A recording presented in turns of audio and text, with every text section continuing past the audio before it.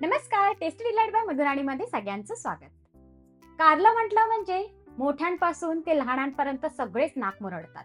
कारलं कितीही तुपात तळलं तरी ते कडू ते कडूच असं सगळ्यांचं म्हणणं असतं. म्हणूनच आज मी हा गैरसमज दूर करण्यासाठी आपल्या चॅनलवर कारल्याचं भरीत कसं बनवायचं ते दाखवणार आहे. ते लहानांपासून ते मोठ्यांपर्यंत सगळ्यांनाच आवडेल. तर चला पटकन रेसिपीला सुरुवात करूया. इथे मी 5 ते 6 कारली घेतलीत. कारल्यामध्ये वेगवेगळ्या प्रकारची कारली असतात. काही अशी लांबट आकाराची असतात, तर काही एकदम छोट्या आकाराची असतात, तर काही एकदम गडद हिरव्या रंगाची असतात. मुलगी स्कूलमधून आल्यानंतर तिने विचारलं, "मम्मा, आज काय डिनरला करणार?" मी म्हटलं, "कारल्याचं भरीत." तिने तर नाकच मुरडलं. मी म्हटलं, "अगं, एकदा खाऊन तर बघ." तर म्हणते कशी, "ओके मम्मा, मी ट्राय करेन."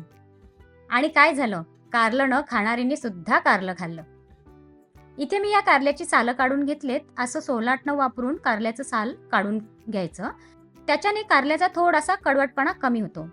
कारल्याची भाजी खाल्ल्याने व्हिटॅमिन ए आणि व्हिटॅमिन सी मुळे त्वचा निरोगी राहण्यास मदत होते. सगळ्या कारल्याची सालं काढून झालेत. कारल्यामध्ये अशी मधोमध चीर देऊन कट करून घ्यायची आणि त्याच्यातील सर्व बिया काढून टाकायच्या. अशा पद्धतीने जर तुम्ही कारली बनवून खाल्ली ना, तर तुमच्या घरात दर आठवड्याला कारली बनवाल. अशी कारली अजिबात कडू न होता अगदी चविष्ट बनतात. सगळ्या कारल्याच्या बिया काढून झाल्यात. ह्याच वेळेस आपण एक महत्त्वाची स्टेप पाहणार आहोत की ज्याच्याने आपली कारली अजिबात कडू होणार नाहीत. इथे एक मी लिंबाची फोड घेतली आहे. त्याच्यातील रस असा संपूर्ण कारल्याला लावून घ्यायचा. असा आतून आणि बाहेरून संपूर्ण कारल्याला चोळून घ्यायचं. कारल्यामध्ये व्हिटॅमिन सोबत लोह, कॅल्शियम, फायबर, पोटॅशियम भरपूर प्रमाणात असतात. हे संपूर्ण आरोग्यासाठी लाभदायक असतात. सर्व कारल्यांना लिंबू लावून झाल्यानंतर आता सर्व कारल्यांना मीठ चोळून घ्यायचं. जसं लिंबाचा रस लावला तसंच सर्व कारल्यांना मीठ लावून घ्यायचं. सर्व कारल्यांना लिंबाचा रस आणि मीठ लावून झालंय. आता हे आपण 10 मिनिटं असंच ठेवून देऊया. तोपर्यंत आपण कारल्याच्या भरतासाठी मसाला बनवून घेऊया. मसाला बनवण्यासाठी मी इथे 1 कप शेंगदाणे घेतलेत. ते भाजून घेऊया. शेंगदाणे भाजून झाले ते ताटात काढून घेऊया आणि थंड करून त्याची सालं काढून घ्यायची. हे बघा, सगळी शेंगदाण्याची सालं काढून झालेत. आता मसाल्याला लागणारा दुसरं साहित्य बघून घेऊया. इथे आपण 1 कप भाजलेले शेंगदाणे घेतलेत. त्याकरिता 10 ते 12 लसणाच्या पाकळ्या घ्यायच्या आहेत. म्हणजे लसणाचा एक संपूर्ण कांदा घ्यायचा आहे. तसंच 4 ते 5 मिरच्या घेतल्यात. ह्या कमी तिखट आहेत म्हणून मी 4 ते 5 घेतल्यात. तुम्ही मिरच्यांचं प्रमाण तुमच्या आवडीप्रमाणे घ्या. आणि थोडीशी कोथिंबीर घेतली आहे. आता हे सगळं साहित्य मिक्सरला वाटून घेऊया. एकदा तुम्ही ही भरली कारली या पद्धतीने करून पहा, तुम्हाला नक्कीच आवडतील. मोठी मंडळी तर खातीलच, पण लहान मुलं सुद्धा आवडीने खातील. आता याच्यात पाण्याचा थेंबही न घालता मसाला वाटून घेऊया.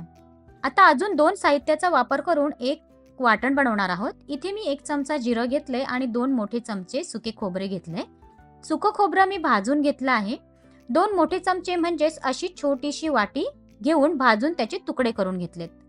आता हे खोबरं आणि जिरं मिक्सरला वाटून घेऊया. हे बघा, शेंगदाणे, लसूण आणि मिरचीचं वाटण तयार आहे. असं भरडसर वाटून घ्या, एकदम पेस्ट करू नका. आणि हे सुकं खोबरं आणि जिऱ्याचं वाटणही तयार आहे. दोन्ही मसाले बनवून तयार आहेत. आता आपण पुढची तयारी करूया. पॅनमध्ये 2 मोठे चमचे तेल घेतलंय, म्हणजे 2 टेबलस्पून घेतलंय. तेल जास्त गरम करून नाही घ्यायचं, हलकंसं गरम झालेलं पाहिजे, कारण यात आपण काही सुके मसाले तळून घेणार आहोत. तेल हलकं गरम झालंय. त्यात अर्धा चमचा हळद, 1 मोठा चमचा गरम मसाला, 1 मोठा चमचा धणे पावडर, 1 छोटा चमचा लाल तिखट घालून हे सगळे मसाले एकदम मंद आचेवर तळून घ्यायचे. ही स्टेप सगळ्यात महत्त्वाची आहे. मसाले जळू देऊ नका. मसाले जळाले तर सर्व मसाला कडवट होणार, म्हणून सर्व मसाले मंद आचेवर तळून घ्यायचे. हे सर्व मसाले 10 ते 15 सेकंद तळून घेतलेत. त्यात हे सुकं खोबरं आणि जिऱ्याचं बनवलेलं वाटण घालूया. त्यानंतर त्यात शेंगदाणे, लसूण आणि मिरचीचं बनवलेलं वाटण घालूया. हे मिश्रण तळून घेऊया. अर्धवट मिश्रण तळून झालं की त्यात मीठ घालून घ्यायचं. तुम्ही पाहू शकता मसाला तळून झालाय. हा मसाला बरोबर 8 मिनिटं तळून घेतलाय. मसाला मस्त तळला गेला पाहिजे, हीच महत्त्वाची स्टेप आहे. मसाला मस्त तळला गेला की भरीत मस्त चविष्ट बनतं. मसाला तळून झालाय, ते साईडला ठेवून देऊया. तुम्ही पाहू शकता कारल्याला मीठ आणि लिंबू लावून ठेवल्यामुळे पाणी सुटलंय. हे कारल्यातील पाणी पिळून काढूया. हे बघा, असं कारलं दोन्ही हाताने दाबून कारल्यातील सर्व पाणी काढून टाकायचं. कारल्यातील असं पाणी पिळून काढल्याने कारल्यातील कडवटपणा कमी होऊन कारल्याचं भरीत अजिबात कडू होत नाही. सगळ्या कारल्यामधील पाणी पिळून काढलंय, हे एवढं पाणी निघलंय कारल्यामधून. तुम्ही पाहू शकता आतमध्ये सुद्धा कारलं कोरडं झालंय. आता त्यात बनवलेला मसाला भरून घेऊया. हे बघा, असं भरपूर मसाला भरून घ्यायचा. मसाला भरून झाला की इथे धागा घेतलाय, त्याच्याने हे कारलं असं बांधून घ्यायचं. म्हणजे जेव्हा आपण ही कारली तळणार तेव्हा त्याच्यातील मसाला बाहेर पडणार नाही. आम्ही जेव्हा एखाद्या ट्रिपवर जातो तेव्हा मी अशी भरली कारली बनवून घेऊनच जाते. चपाती आणि कारल्याचं भरीत एकदम मस्त लागतं. अजून एक कारलं भरून दाखवते. असं एकदम गच्च मसाला कारल्यामध्ये भरून घ्यायचा. सगळी कारली भरून झाले, ती आता तळून घेऊया. आणि हा उरलेला मसाला तुम्ही वांग्याचं भरीत करण्यासाठी किंवा अजून दुसऱ्या भाजीसाठी सुद्धा वापरू शकता. आता मी तेच पॅन घेतलंय, कारण असंच पसरट भांडच घ्यायचं आपल्याला कारली फ्राय करण्यासाठी. पॅन गरम झाल्यावर त्याच्यात फक्त 1 टेबलस्पून तेल घालायचं आणि संपूर्ण पॅनला असं पसरवून घ्यायचं. गरम तेलात ही कारली सोडूया. कारली तेलात सोडून झाल्यावर त्याच्यावर झाकण ठेवून वाफेवर मीडियम टू लो फ्लेमवर शिजून घेऊया. 5 मिनिटांनंतर झाकण काढून बघूया. तुम्ही पाहू शकता कारल्याची एक बाजू थोडी थोडी क्रिस्पी होत आहे.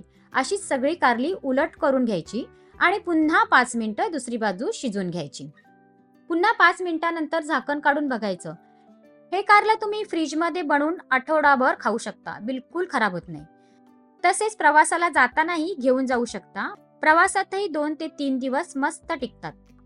ही बाजूही थोडीशी क्रिस्पी दिसते. पुन्हा उलट सुलट करून ही कारली मस्त क्रिस्पी करून घ्यायची.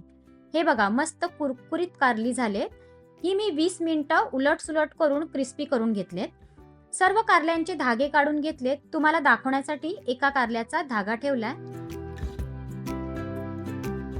हा असा धागा काढून टाकायचा. तुम्ही पाहू शकता मस्त कुरकुरीत कारली बनवून तयार आहेत. एक कारलं तुम्हाला कट करून दाखवते. तुम्ही पाहू शकता किती मस्त भरपूर मसाला भरलेला क्रिस्पी कारलं बनवून तयार आहेत. तुम्हाला रेसिपी आवडल्यास नक्की रेसिपीला लाईक करा. कारल्याचं भरीत बनवून तयार आहे. नक्की या पद्धतीने कारल्याचं भरीत करून पहा आणि रेसिपी आवडल्यास लाईक करा, शेअर करा आणि सबस्क्राईब करायला विसरू नका.